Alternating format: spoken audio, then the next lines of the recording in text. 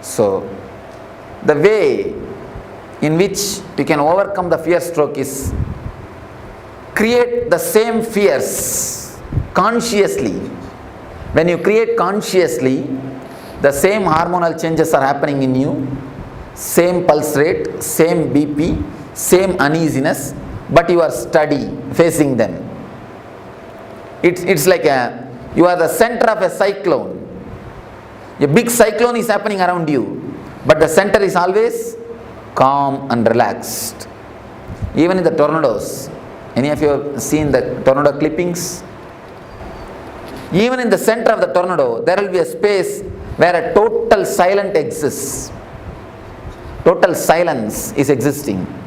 So, if you create a conscious tornado in you, your awareness will be a center.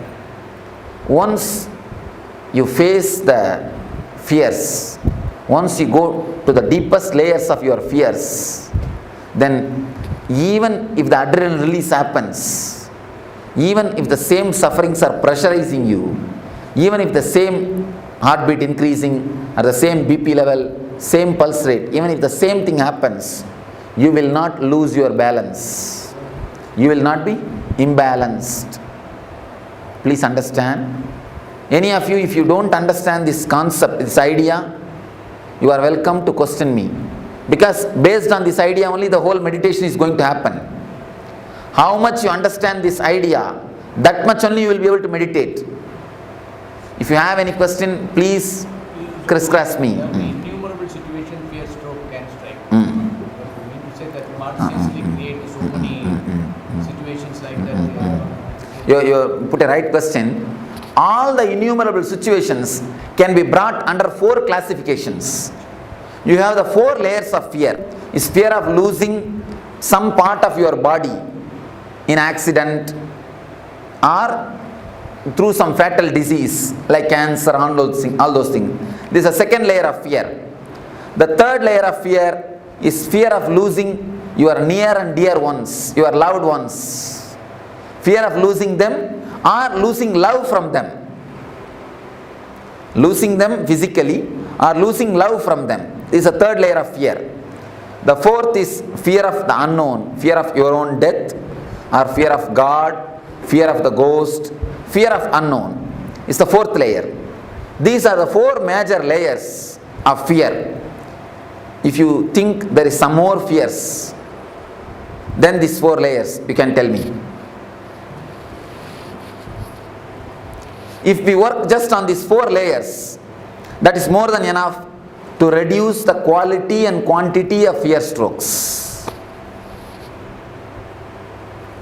Any other layers? Any other fears?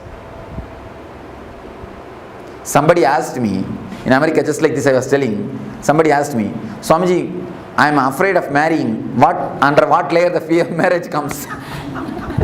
What is the layer under which the marriage comes? I told them, marriage comes under all the 4 layers. First thing is the fear of losing the status. A small story. Once in the forest, marriage between lion and lioness was happening. Because the marriage was lion's marriage, the whole forest gathered for celebration. Monkey is playing some instrument and fox is playing some instrument. Everybody is playing some instrument and celebrating. Big celebration is going on. Suddenly, a rat jumped in the stage. The center of the stage, it started dancing. A rat started dancing. One lion came and caught the rat and told, hey, it's a lion's marriage. What courage you will have to come and dance here? Fool, who are you to come and dance here? Go outside. Get out. Immediately the rat said, no. Before marriage, I was also lion only. So, first thing, losing the social status. The next thing, of course, don't mind if you are already married. The next thing, the fear of losing the body, some part of some body, or the fatal disease. I was just making fun. In all the 4 layers you can bring the marriage. Fear of unknown and fear of losing the love. All the 4 layers can happen due to marriage. Anyhow. Any other? Fear of expression. Fear of expression. Social status. You are afraid that you may fool, you are a fool. You may prove you are a fool. Afraid of being called as a fool. I was 13 or 14 years old, I don't know. That time my brother-in-law passed away by accident. Eldest son. While I was sleeping, I know there's somebody is coming because the bed is facing the door. So while I'm sleeping, I know somebody is coming. I moved myself. Then why his voice is my brother-in-law's and he's already died. Why he can speak to me now? That made me very fierce and started to shivering. I just run away from the room. Actually, till the 16th day, the hangover will be there. That is why we are expected to keep that place separate and expected to do that regular shraddha and all those rituals to give a send-off, peaceful send-off. Emotionally, when you relax, when you let go them, only then they can carry on their life. Emotionally, when you let go, only then they can let go. They will be able to let go the whole thing. I normally conduct puja in the morning. Not it consumes a lot of time. Not able to come out of it. Is it right thing? No, it's a wrong thing. Anything done with a fear cannot be spirituality. That is why I always tell people, never take up Nitya Puja. You see, one day you must have felt so joyful, ecstatic when you did puja. Some one day you will feel so joyful just sitting in front of God and chanting some sloka. Because of that joy, you become greedy of it. Then you start possessing. Yes. You wanted to do the same thing every day, but the same feeling will not be there every day. But the fear is there. The fear will start coming. Oh, if I drop one day, what will happen? Will God mistake me? Exactly. Be very clear, God is not waiting for your milk or fruit. He has got enough of work. First thing, and next thing, because you have the fear, first you must come out of it. Simply drop the puja. Don't bother about it. Simply drop it. Face the fear. And I assure you, nothing wrong will happen. Nothing wrong will happen. That's the first thing. Second thing, face the fear. Nothing wrong. Never do anything out of fear. I never prescribe Nitya Puja for anybody. I always tell the people. And one more thing, people who do Nitya Puja, after doing the Nitya Puja, they will never get into that room. You can see them. See, even ordinarily, you get into the puja room, you go there. But people who do Nitya Puja, after that morning puja, you can never see them again in that room. And even when they do puja, they will be just waiting when I can leave the room and go. When I can finish the room, finish the things and go. They will be just waiting to finish and go. I have always seen people who work in the garden, once they finish the work, they will never go and sit in the garden. They just want to get out of it. But people who are working somewhere else, the moment they finish the work, they want to come and sit in the garden. So it is just like that. Same way. If you take up Nitya Puja, it becomes a work, duty. Duty is a 4-letter word. When I say 4-letter word, I mean ugly word. Never take up any puja as a regular routine. Whenever you feel like, do it. See, puja has to be done out of love and gratitude. Many people ask me, even in the West, many people ask me, Swamiji, please give us a set of puja, Guru Puja. We want to do every day, do puja to you. Do the Guru Puja.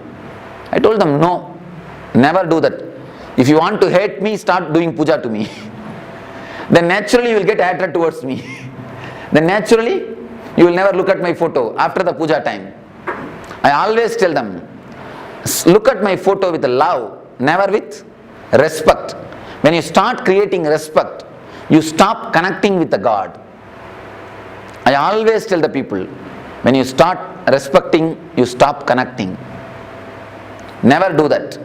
Never create any ritual around you. Never do any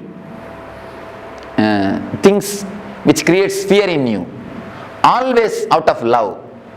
Somebody came and told me. Even by one day not able to do due to some reason. That's a fear. But something may go. And one more thing, you will feel as if something is lost. It's addiction. Addiction to Coca-Cola and addiction to mantra, addiction to puja is one and the same. I always tell the people, never be addicted. You see, out of too much of love and gratitude, if you do the puja, it is totally different thing. But never out of ritual. And I tell you, when so much of gratitude and love flows, even your very walking will be a pradakshina. Your eating will be offering nevedya. Your thinking will be just a japa. Even your sleep will be a meditation. There is a beautiful sloka by Shankara.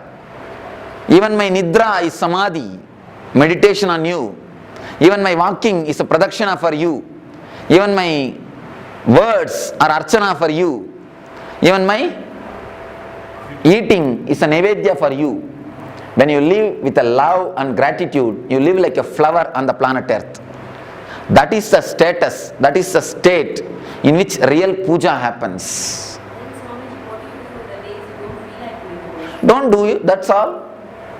Why do you bother? Huh? Like you don't feel the guilt of fear What is this? Why should you feel guilt? that you haven't looked into. One thing, if you think the God will punish you if you don't do puja, why should we worship him at all? Pull down, he is not God, it means.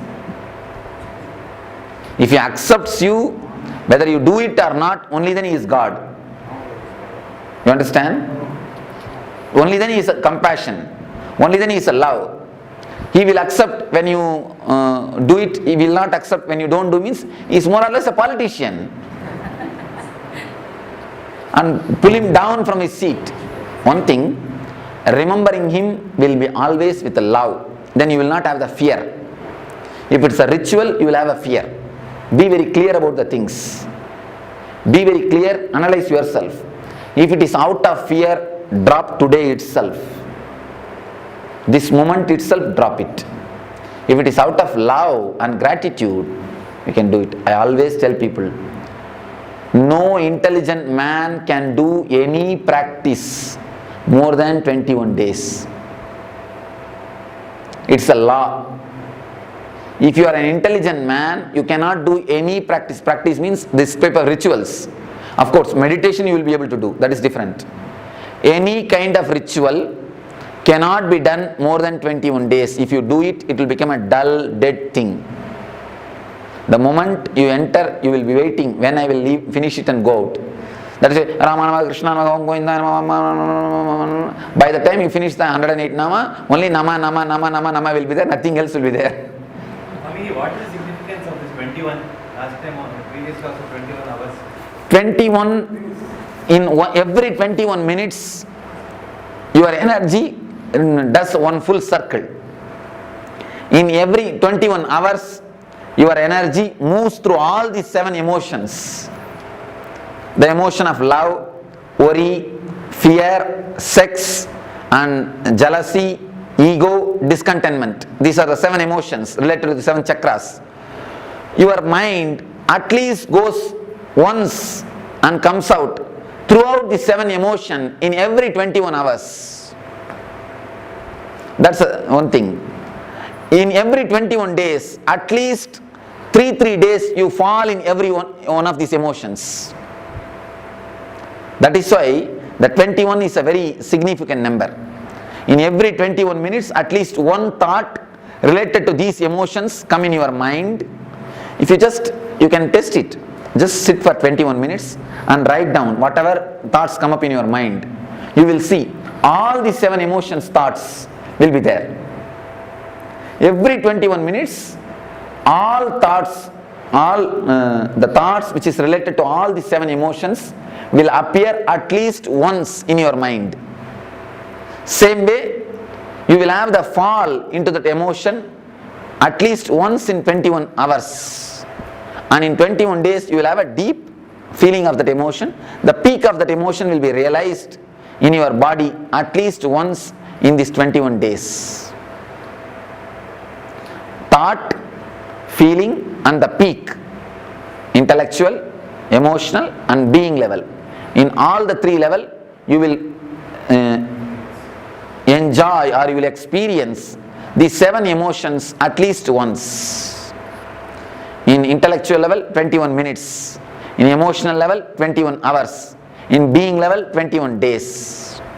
That is why the 21. This meditation, this ratio that you were saying reduces the emotion. Of course, naturally the depth, the quality gets reduces, then quantity also gets reduced. That is why all meditation techniques are designed for 21 minutes. It is a puja room in every house. Mm. It is a practice of lighting the lamp Mm. in the house. Make it as a small ritual. When you feel emotional, that day you sit and do it casually, relaxed way 2-3 hours. When you don't feel, do it as a 2-3 minutes ritual and finish it and go. Over. Or take turns. Tell somebody else, if you are feeling, today let them go and do. That's all. Even that is to satisfy the mind. Even that is also to satisfy the mind only. If you ask me honestly, I will tell you drop even that. Don't bother about it even. Don't even bother about that. Is it only for partners or even for a future? Generally our life You see, when you imagine about the future, you alter your life. When you imagine about partner, you alter her life. If it alters your life, it is welcome. It's a vision. Only in that way you grow. If it alters somebody else's life, it's an imagination. Don't do that.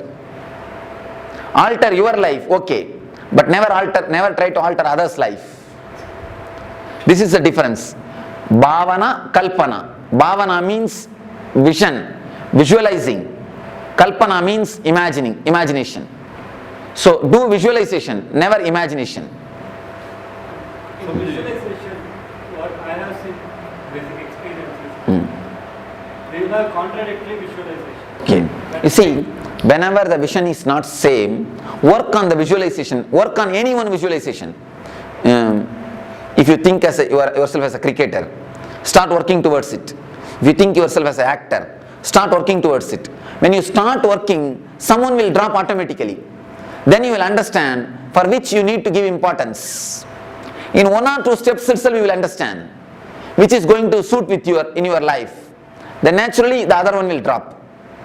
But never drop any visualization without working on it. Because you will have a hangover. If you drop that visualization, if you drop the idea of being an actor without trying to work towards it, at least take 1 step towards some producer's house. Then if you feel, no, this is not for me, it is difficult, then you drop. You will not have a hangover. If you drop without having any steps taken towards it, you will have a hangover. So start taking steps. Naturally, whatever is not for you will drop. Not that you need to drop it, that will drop you. Naturally you can go ahead in the steps which you need to go. So visualization for the positive aspect is so good. Right. Sometimes the mind thinks other aspect also negative. You get into the trap of negative, sometimes negative. That is called unconscious visualization. Meditation is the only solution for unconscious visualization. Otherwise, the unconscious visualization is nothing less than a poison. It is a simple poison which will kill your life. See, with poison only your body will be destroyed. With unconscious visualization, your lives after lives will be destroyed. You will carry this unconscious visualization everywhere. So drop the unconscious visualization, that is a just poison. Avoid that and Meditation and bringing more consciousness to your thinking setup.